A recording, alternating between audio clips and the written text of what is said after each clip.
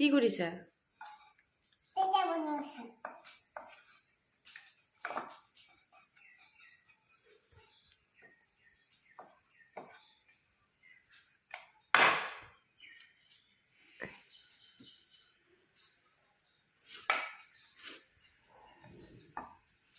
কালৈকে পিঠা বনাইছা? কাক দিবা? হা? আৰু হয় নেকি?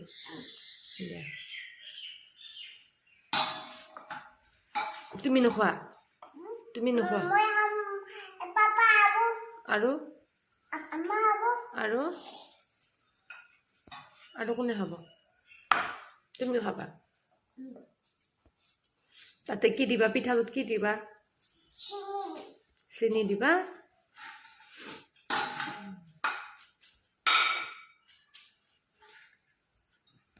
গুড মৰ্নিং সকলোকে।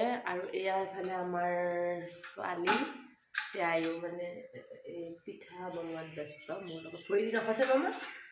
আৰু মই পিঠা বনাইছোঁ। কি পিঠা জানো ৰাইজ?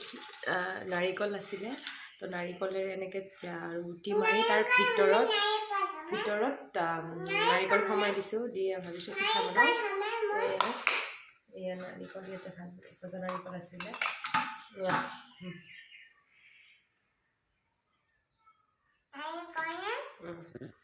তো দিনটো চাই গৈ থাকিব কি কি কৰোঁ, যিহেতু কিন্তু বন্ধৰ দিন। আৰু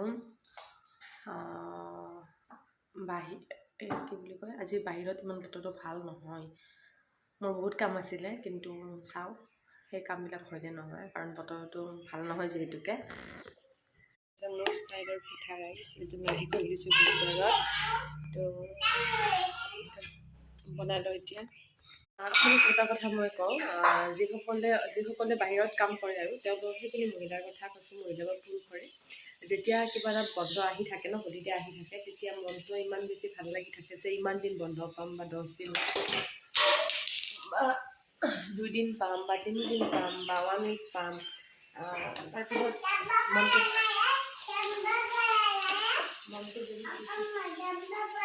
ক'ত ল'ব লাগে, এইটো ক'ত দিয়ে?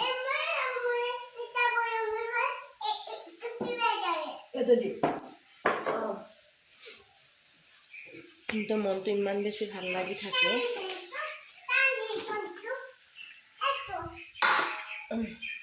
হ'বনে?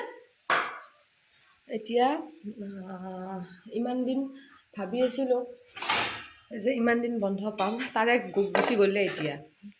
আৰু বন্ধৰ দিনকেইটা ইমান জলদি গুচি যায়, পাত্তাই নাপায়।